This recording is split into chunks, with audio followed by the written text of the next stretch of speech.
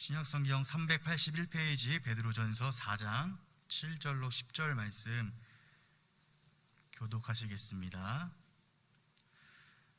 만물의 마지막이 가까이 왔으니 그러므로 너희는 정신을 차리고 근신하여 기도하라.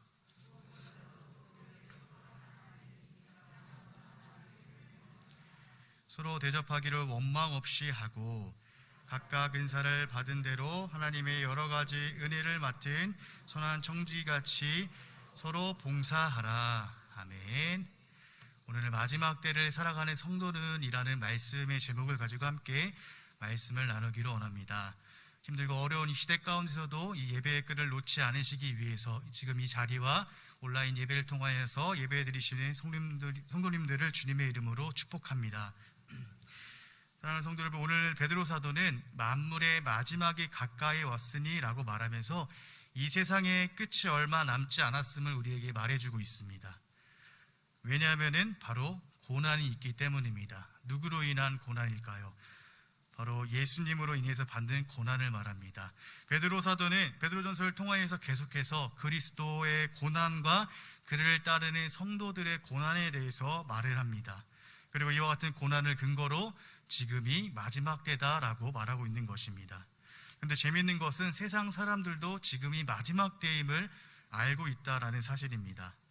이화여대 석좌 교수인 최재천 교수는 2009년도에 있었던 기후변화 리더십 과정에서 지구의 온난화 상태를 시간으로 비유하여서 이러한 질문과 답을 하였습니다. 현재 지구 온난화 상황을 시간으로 환산하면 얼마나 될까요? 라는 질문과 이에 대한 답으로 23시 59분 59점 땡땡초입니다 라는 대답을 하기도 하였습니다. 또한 핵 과학자들은 1947년에 지구의 종말의 시계가 11시 53분으로 시작해서 2020년도에는 지구 종말의 시계가 좌전까지 불과 100초밖에 남지 않은 11시 58분 20초다라고 발표하기도 하였습니다. 성도 여러분, 지금 과학자들이 무엇을 말하고 있습니까? 과학자들이 지금 지구가 종말을 향해, 마지막을 향해 나아가고 있다는 것을 말하고 있으며, 또한 그 마지막 시간이 이제 얼마 남지 않았다라는 것을 말하고 있는 것입니다. 이처럼 세상도 지금이 마지막 때임을 알고 있다는 것이죠. 그렇다면 성경에서는 이 마지막 때에 대해서 어떻게 말씀하고 있는가? 성경을 보니까 마지막 때가 딱 이때다라고 말하지는 않습니다. 다만 이 세상의 마지막 날은 오직 하나님 아버지만 아신다라고 말하실 뿐입니다.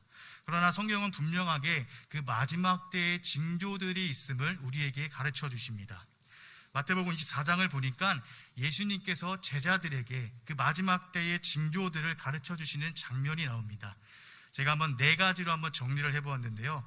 첫 번째로, 많은 사람이 그리스도의 이름으로 와서 자신이 그리스도다, 곧 예수님이다, 혹은 하나님이다, 성령님이다 라고 거짓말로 많은 사람을 미혹하게 될 것입니다. 두 번째로는 민족이 민족을, 그리고 나라가 나라를 대적하는 일이 일어나면서 곳곳에서는 기근과 지진이 일어날 것을 가르쳐 주십니다.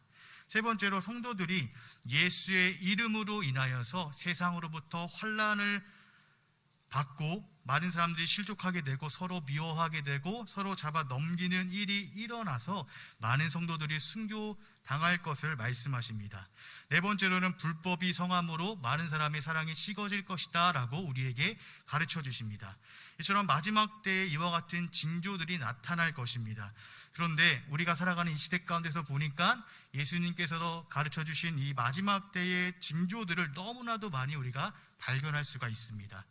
세계 곳곳에서 민족이 민족을, 그리고 나라가 나라를 대적하는 일들이 계속해서 일어나고 있고, 또한 수많은 이단 사이비 종파의 교주들이 내가 하나님이다, 내가 예수님이다, 내가 성령님이다 라고 거짓말을 하면서 많은 사람을 미혹하고 있습니다.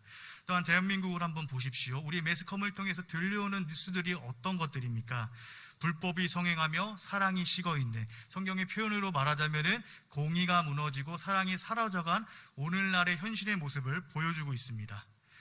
그렇습니다. 성도 여러분, 우리는 지금 마지막 때를 살아가고 있는 것입니다. 이런 말은 이제 우리 주님께서 오실 날이 얼마 남지 않았다는 것입니다. 그러므로 우리가 그토록 기다리던 주님을 만난다니 너무나도 희망의 메시지가 아닙니까?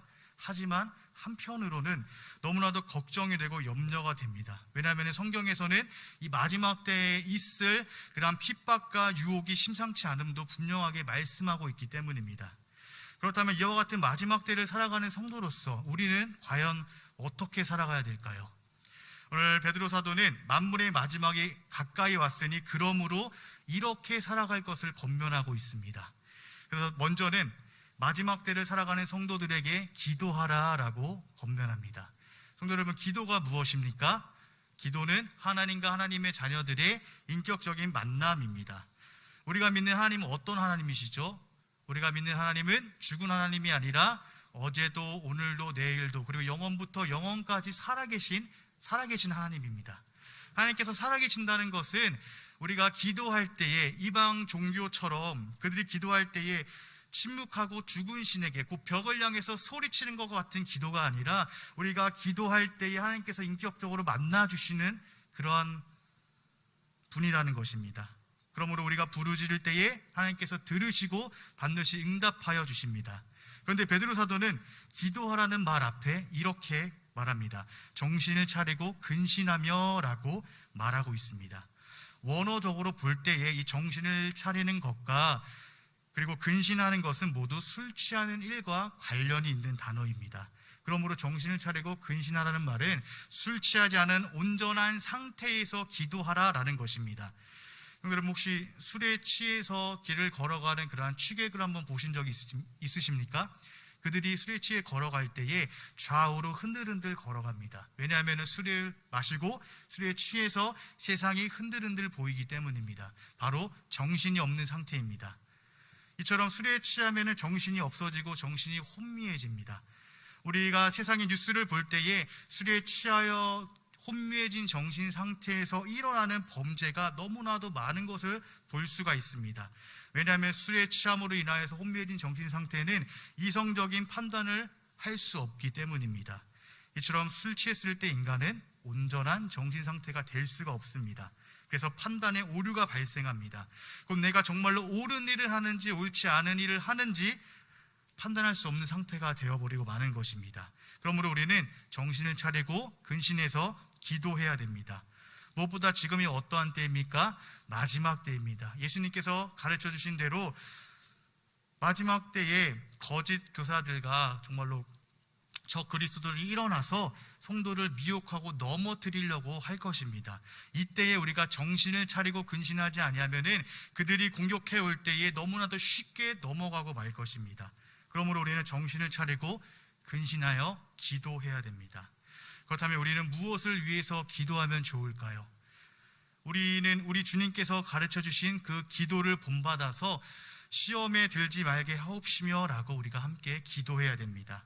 마지막 때에 오는 시험은 분명 평소에 마귀가 주는 그러한 잔잔한 시험과는 결이 다를 것입니다. 왜냐하면 우리가 마지막 때이기 때문에 마귀한테도 그때가 마지막 때입니다.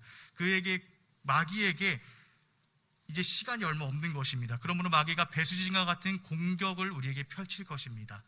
그렇기 때문에 우리가 시험에 들지 않도록 하나님 우리 시험에 들지 않게 하여 주시옵소서, 다만 악에서 구원하소서라고 우리가 함께 기도해야 됩니다. 이처럼 베드로 사도는 마지막 때를 살아가는 성도들에게 정신을 차리고 근신하여 기도하라고 권면합니다. 성도 여러분, 혹시 운동을 좋아하십니까? 저는 운동을 굉장히 좋아합니다. 특별히 두 가지 운동을 좋아하는데, 하나는 축구를 좋아합니다. 잘하지는 못하지만 축구를 좋아합니다. 그리고 또 다른 하나는 유도를 좋아합니다. 혹시 유도를 아십니까? 업어치기를 하고 이런 운동인데 저는 그 유도를 좋아합니다. 굉장히 저의 몸과 어울리는 운동인데, 제가 유도를 처음 접하게 된 계기는 고등학교 1학년 때부터 1학년에서 2학년으로 넘어가는 그 겨울방학 때, 제가 그 겨울잠을 자는 곰마냥 집에서 뒹굴뒹굴 하면서 많이 먹다 보니까 살이 급격하게 찌기 시작했습니다. 그래서 이러면 안 되겠다라는 생각으로 그때 운동을 하자 해서 유도를 처음 접하게 되었습니다. 제가 다니던 체육관은 지하에 있었는데, 지하에 내려가면은 앞에 보이는 그런 창문들이 있습니다. 그 창문들에 한자로 된 여러 가지 좋은 글귀들이 써져 있었습니다. 근데 글귀들 중에서 유독 저의 눈에 들어오는 글귀가 하나 있었는데, 그 글귀는 바로 정신일도 하사불성이라는 글귀입니다. 혹시 그 정신일도 하사불성이라는 글귀의 뜻을 아십니까? 네, 아시는 분들도 계시는데 그 뜻은 정신을 한 곳으로 모으면 못할 것이 없다라는 것입니다. 이처럼 마지막 때를 살아가는 우리가 우리의 정신을 오직 하나님께를 모아 기도하며 나아갈 때에 성도는 그 마지막 때를 반드시 견디고도 남을 것입니다. 우리 주님께서 말씀하신 것처럼 반드시 그 구원을 완성하게 될 것입니다. 두 번째로 마지막 때를 살아가는 성도인 우리들에게 베드로 사도는 뜨겁게 서로 사랑하라라고 권면하고 있습니다. 성도 여러분, 사랑은 무엇입니까? 오늘 말씀을 근거로 보면 사랑은 조건 없이 희생하는 것입니다. 왜냐하면 사랑은 허다한 죄를 덮기 때문입니다. 허다한 죄를 덮기 위해서는 어떤 조건도 없이 나를 희생해야만 가능한 일입니다. 그러므로 사랑은 조건 없이 희생하는 것입니다. 저희 가정에는 이제 11개월이 된 딸 아이가 하나 있습니다. 이름은 하연인데 하연이가 가끔 저의 얼굴을 이렇게 만지다가 순간적으로 확 꼬집을 때가 있습니다. 물론 제가 미워서 꼬집은 것은 아니지만 아기일지라도 손톱이 있기 때문에 굉장히 아픕니다. 제가 이것을 지인들에게 말하면은 아기가 꼬집는데 뭐가 아프냐라고 말하지만 이거는 당해보지 않은 사람은 모를 것입니다. 굉장히 아픕니다.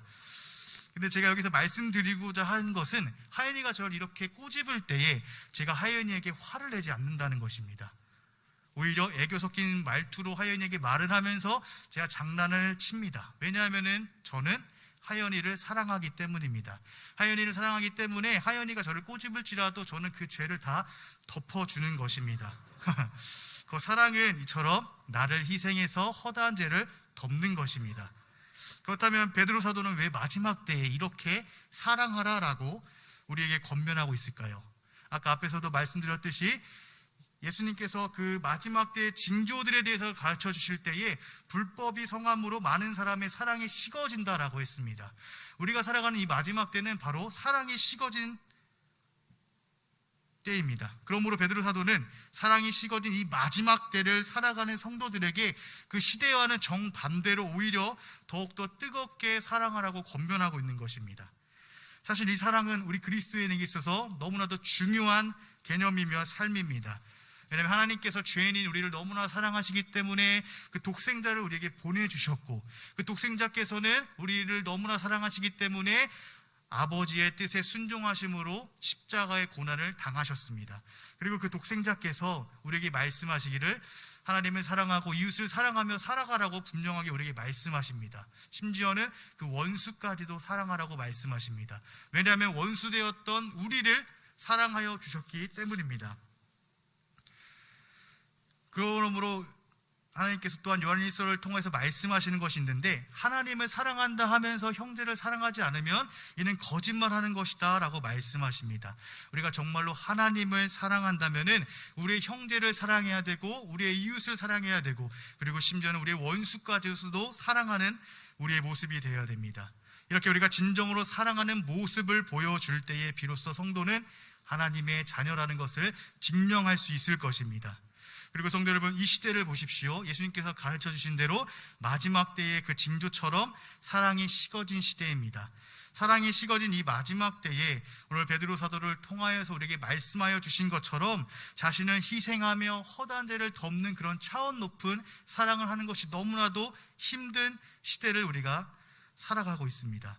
그러므로 마지막 때를 살아가는 성도인 우리가 그럼에도 이렇게 더욱더 뜨겁게 사랑할 때에 성도의 하나님 자녀됨이 자연스럽게 증명될 것이며, 이로 인해서 우리의 삶이 빛과 소금으로서 세상 앞에 하나님을 드러내는 삶이 될 것입니다.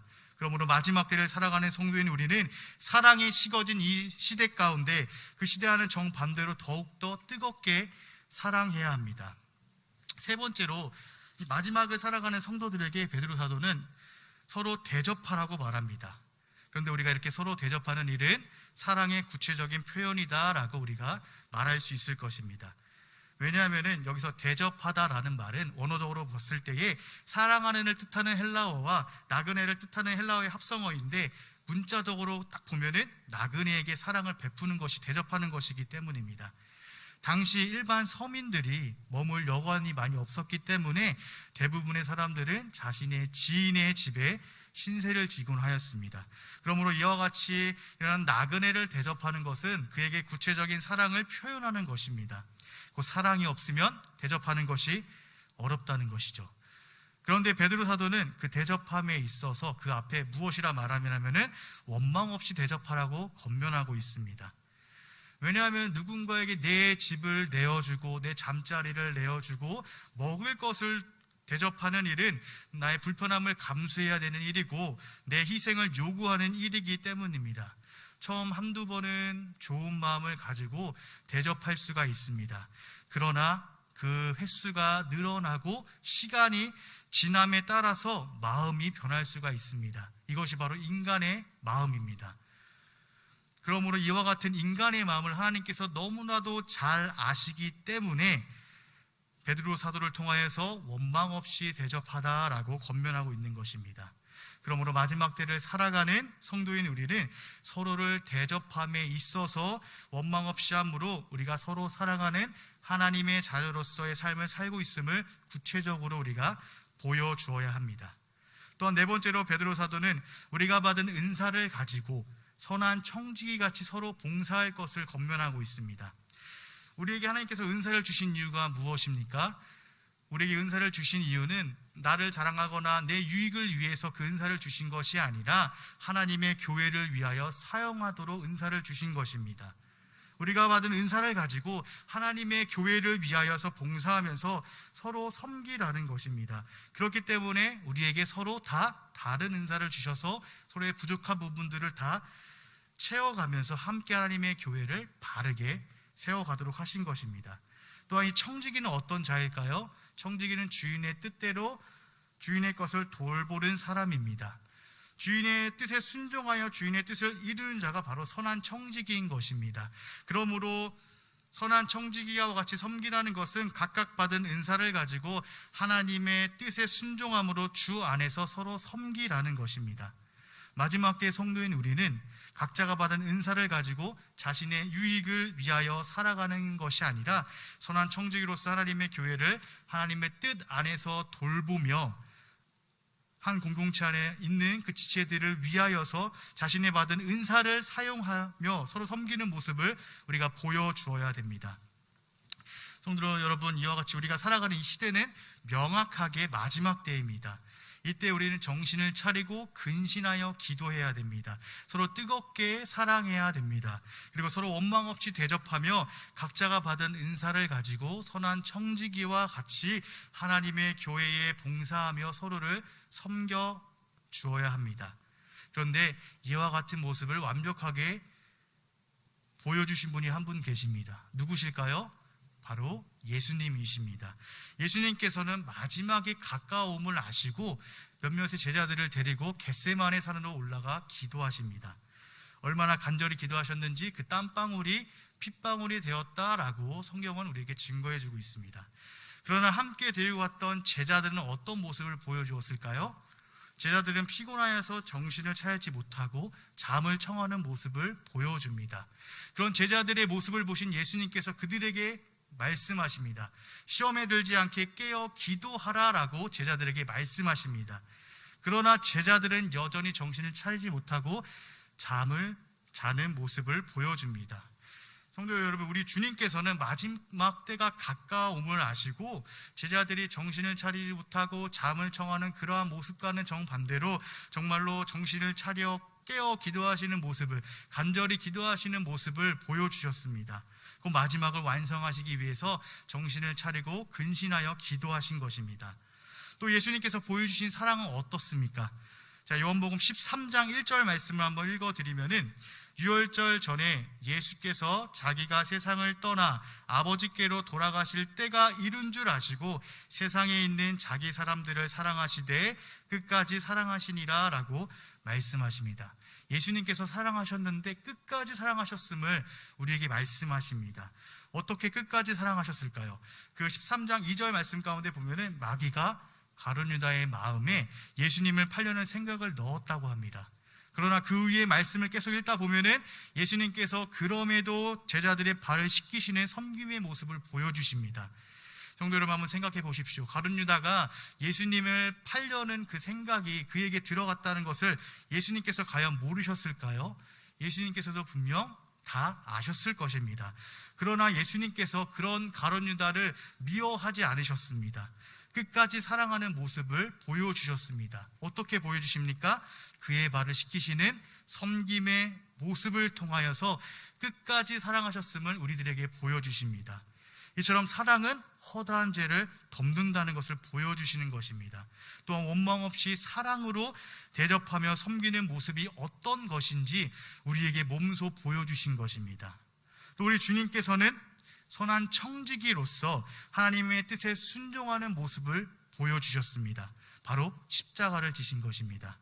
물론 십자가의 죽음 앞에서 두려워하시며 기도하시는 모습도 보여주셨습니다. 십자가를 피할 수만 있다면 피하게 해달라고 하나님 앞에 기도하는 모습 또한 보여주셨습니다. 그러나 그 기도의 결과 내 뜻이 아닌 하나님의 뜻이 이루어질 것을 위해서 기도하시며 하나님의 뜻에 순종하시는 모습을 분명 보여주셨습니다. 바로 선한 청지기로서 우리가 보여주어야 할 모습이 어떤 것인지 우리에게 보여주신 것입니다. 그렇습니다. 성도 여러분, 이 마지막 때를 살아가는 성도인 우리들에게 베드로 사도는 전혀 새로운 것을 말하고 있는 것이 아닙니다.